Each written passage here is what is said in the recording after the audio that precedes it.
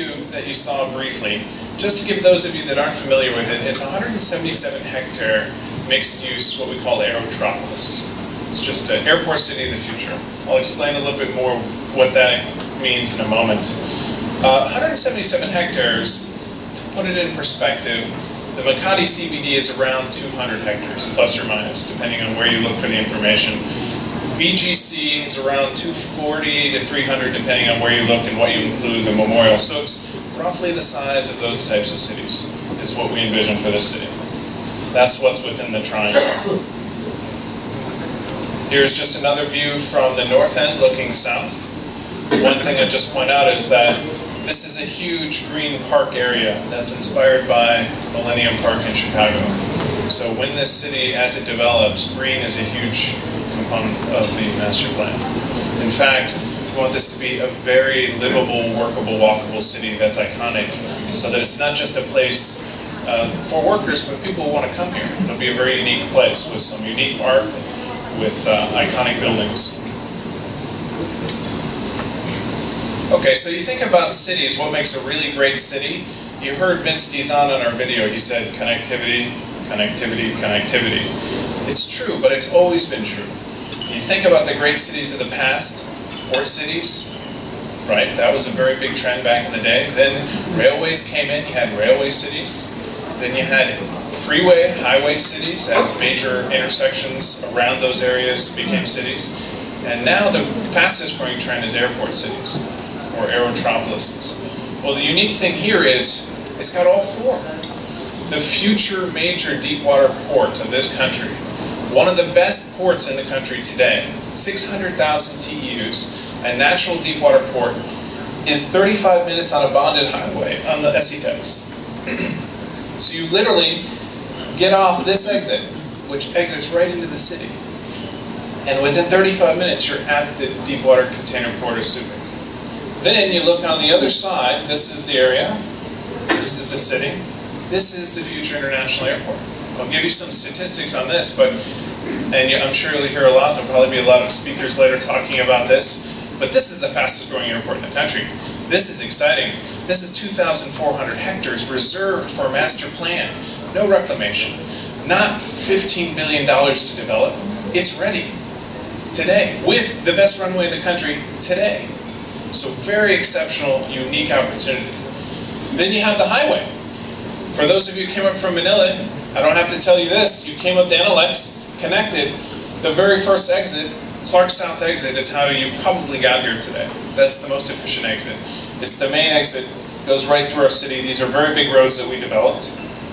But the other interesting point is, that literally is going to be called the Clark Global City exit within the next 2 to 3 months.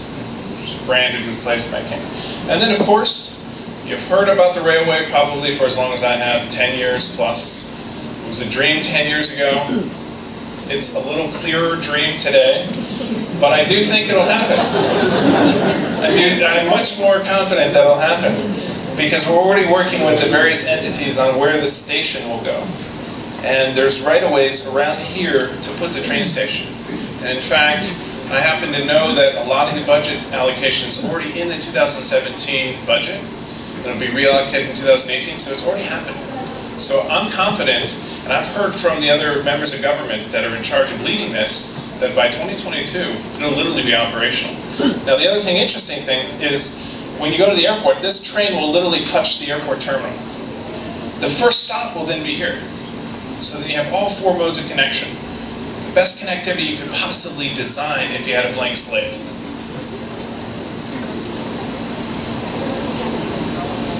Okay, I'll just mention a few things about the airport because it's a very symbiotic relationship. The airport grows, we grow. I think the city would already do well even if there was no airport. It's just magic that happens to be touching a major international airport. So most of you don't realize 2,400 hectares, 2,000 plus hectares is kind of what they say internationally you should allocate for a major airport. NAIA has 640 hectares and it's landlocked. It'll never be a major international airport, no matter what you do. You can't take that land away. There are other airport developments that may in the future relieve the need, but there's 100 million people in the Philippines. It needs a major gateway in the north and in the south, perhaps 3. Right now you're only talking about 2 runways that service Luzon, Clark and Naia, and Naia is not the best runway to keep serving it. So I think no matter what happens in the next 15 years, Naia may become just a city airport. A few things I want to note here. It's already number 4 in tourist arrivals in the country. People don't think of Clark as a tourist area. It's already number 4. Even more than that, it is by far the fastest growing. We're talking about nearly 60% growth in 2017, 200% growth in flights per week since 2016 to 2017. And this year alone, it's grown by 70%. Actually, even more than that. It's got 840,000 passengers in the first trimester. They're on par to hit over 2.5 million. Last year it was 1.5 million. And that 1.5 million was 60% growth. So that is rapid. That's a very fast growth. In fact, at that kind of pace, when the new terminal expansion, which is already under construction, is complete, and we hear that'll be completed in 2020, it'll already be too small. The current capacity is 4 million. It'll be about 12 million total capacity when that's complete in 2020. At this pace, it'll already be filled. In fact, the SEAC did a review of the 35 plus million passengers that went through Naia. About 10 million came from the north, based on their tracking. And that was just a basic survey. If they just didn't have to go south to an airport, you would already be max capacity. Now the unique thing is, this master plan allows you to grow to 80 million passengers per year. 80 million. That's like Dubai. That is much bigger than anywhere else you have in the country. And that's without any right-of-way issues, without any concerns. Now this is another thing we hear a lot about, the Build, Build, Build program. $180 billion during the Duterte administration. Those are the numbers we keep throwing around. But what we hear right after that statement is, yeah, right, show me what projects are actually happening. Well, here are 5 projects that are actually happening right now. And it just so happens we picked these 5 because they all benefit Clark. The NLX-SLX connector road, that will reduce the travel times to Clark. The biggest problem when you're coming from Manila or the south is that 13-kilometer stretch on EDSA. You never know how long that's going to take you. But now you can skip that when this opens up. And this is already under construction, scheduled to be delivered around the same time as the new airport, 2019-2020. This basically means from BGC I can get right on the Skyway, right directly connect to NLX connector and go straight to Clark. Reduces the variability of EDSA. New Clark City, strangely enough, I'm not sure if anyone will be talking about that today, but everybody confuses that with us, right? That's 9,450 hectares. That's about 30 or 40 kilometers to the northwest as the crow flies. It takes about an hour to drive there from here today. The interesting thing is it just shows the momentum, because there's already government offices being built. In fact, if you see the latest drone footage, you see the pylons being put in. It's rapid construction. They're also building a games for the Southeast Asian Games, a big stadium. That's already under construction now. A lot of the government offices will be there. So it just adds momentum. We'll be the central business district. A lot of the residential, government offices and other things will be there. The challenge they have, and we're a huge supporter of this project. We don't believe they compete in any way. In fact, it's all good that there's more momentum to decongest Metro Manila, is that the infrastructure, one of the benefits of the Clark-Freeport zone is that the U.S. Air Force left over all this infrastructure. They don't have that benefit, so they have to build it all themselves, and it's a much bigger area across the mountain range, so it'll take time, but it's a great project that supports the growth of the area. I already talked about the airport, already talked about the railway, and then finally, this is an interesting one, because it's a cargo rail that'll connect the port with our site. So it'll make the transportation of goods even more efficient than just taking a truck on the highway, and quicker. The funny thing is, even though the agricultural plains and the manufacturing plains are here and up north, everything still goes down to Manila. Talk about decongesting the trucking around Metro Manila. One easy way to do it is start utilizing the port that's already here. That's very good. It's 600,000 TEUs. They already have a plan to expand it to 1.2 million. Just quickly on central Luzon, because this is somehow missed on most people that spent their whole life in Manila. 3rd largest region in the country already. 2nd most affluent region in the country outside the NCR. So it's already wealthy, highly educated, huge workforce, over 7.5 million. And it's the fastest growing region in the country. It's the largest contributor in the entire country to the national GDP growth. Just within the Clark-Freeport zone, which we'll talk about next, so this little triangle is the Clark-Freeport zone. The interesting thing about that, and I know architect Palafox is redesigning this along with several other things, but he has his work cut out for him, for sure, with all due respect, because it's practically filled today. And a lot of these are new locators that have just done construction recently. And it's become a tourism, a golf, and a manufacturing hub already. In fact, you can kind of see this is the city. This green overlay is the master plan for the airport. So you really can't build long-term facilities within that. That's the master plan. This is the second runway, and then they have the third runway over here. This is the existing runway. So of this land, this remaining nearly 2,000 hectares, it's basically filled. And it's filled with things that surprise people. There's a world-class water park that just opened up about a month ago. It's on par with Disney water parks. It's beautiful. How many of you have gone there or brought your families or seen it? Really? Nope. 2? Exactly. 3? It is truly world-class. It's within 5-minute drive from here. You should check it out. This is Lazy River. It's beautiful. There's hotels and resorts all throughout it, and it's the center of golf per capita and per land distance in the country. There's over 100 holes of golf just within this triangle. Not many of you know that. And exceptional golf courses, as Marty can tell you for sure. Now, these are all great things for the region, but I do want to highlight the big challenge, okay? Because we were just with the Belt Road Initiative people last week. You hear a lot of developmental stories about the Philippines. If you looked at international rankings, they actually rank #1 in the world on talent and quality.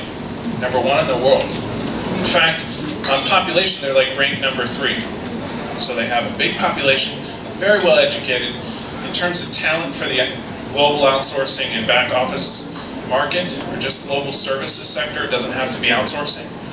They're #1 in talent. But where they really don't stack up well is on resiliency. And this is close to my heart for a couple reasons. One is because it's a major impediment for the Philippines' future growth story. Second is because my wife is very involved with resiliency planning. She was one of the people that led the Yolanda rehab with Ping Lacson. And so that's something that I've heard and learned a lot about and actually find quite surprising. Now, when you think about global companies like Google, Facebook, Deutsche Bank, JP Morgan, one of the key factors they look at is what happens if there's rains, what happens if there's typhoons, will the office keep running? Well, the Philippines actually ranks 3rd worst in the world, only under places that you're probably not that familiar with, like the Republic of Tonga and Vanuatu. We're basically the worst developed region in the world for resiliency. And that's due to several factors. One is earthquakes. A lot of Metro Manila is built near fault lines. The other is typhoon susceptibility. And then because of the poor infrastructure, even in heavy rains, you have a lot of flooding, which causes people not to get to work, power outages, etc. So that's one of the big aspects of Clark Global City that we aim to solve, and that's what CFC actually solves to a large degree by itself, due to its location and the infrastructure that the U.S. Air Force left over. So this is a view. How many of you have actually seen what you're looking at here? Have you driven these roads? So it's right behind you. Literally, you probably, if you're staying at this hotel, it's right behind you. You just don't realize it. The exit from the highway is here. These are as high as 10-lane roads, 5 lanes each way on the exit points, but generally they're 4 lanes each way. That's bigger than what's in BGC. Our internal roads here are 3 lanes each way with a median. But even what I find the most impressive aspect is everywhere you see these high-quality international roads, this is the infrastructure that's already underground. Where else in the entire country can you drive a golf cart underground? Here you can do that on the roads. This is 2.5 meters by 2.5 meters. You drive a car in there, most cars. These are hardened banks and conduits for all of the possible space you would need to lay fiber optics, to future-proof it, even if you're building 10 times the size of the city, because we don't want it to have the issues where you have to dig up the road and relay pipe. Same thing for telecommunications, the same thing for electric, and then 4 different water systems. Potable water system, a true medium pressure water system. Also, nowhere else in the country that exists. Now, why is this important? Well, one is disaster resiliency. The other major aspect is you're not competing with Makati, you're not competing with Cebu, you're competing with truly next generation developments globally, because that's who you really are positioned to capture. And if you can provide a first world experience with unparalleled resiliency backup, even if it floods, a massive flood, unforeseen, new normal type event here, it'll be dry on site with backup power. It won't stop. That's a unique selling proposition. So it goes again, that's in addition to all the aspects of Clark that are unique and nice, it's also the best resiliency location in the country. How am I doing on time? Am I a little long? Sorry, okay, this is my last slide. Well, just 2 more. Just to let you know, these are the buildings. I encourage anyone here to come take a look. We'll give you a personal tour. They're gold LEED certified right now, but that's pre-certification. They're already within platinum LEED points under version 3, so we believe that they'll be platinum LEED certified. They are grade A buildings with very unique things about them. Last thing I'll mention is a very exceptional, so we're in a new world these days, as everyone here knows. Security, you always see events happening at different areas in the country related to security issues. These are global company concerns. This exists, and in fact, we'd love to give you a tour of it. This is a world-class network operations center. Just within our first 2 buildings, there's 300 CCTVs with smart analytics. Trained terminal operators, there's 10 terminals, connect the whole city. In fact, if you look out the window, our resolution cameras from over a kilometer away can see your face. If you show up, we can automatically track you no matter where you go on the site. Now, it's not intrusive to tenants, but it means that the whole common areas, there can't be any issue that happens that we won't know about and be in a position to address it right away. It even has smart analytics. For example, if someone leaves a bag in a crowded area and walks away, automatically calls up an alarm to one of the terminal operators. She can immediately respond to that with the roving security team. But it's not in your face. You won't be able to see it if you're there. If you're a tenant, you won't see it, but you'll have that comfort. I won't cover these slides. Here's the philosophy behind it. Really got inspiration from major iconic developments throughout the world. That's the idea. And just to give you an idea, these are the things that are already happening. Hospital, we have a great partner in Medical City, who's been there since the beginning, even before other people believed it. They believed in Clark.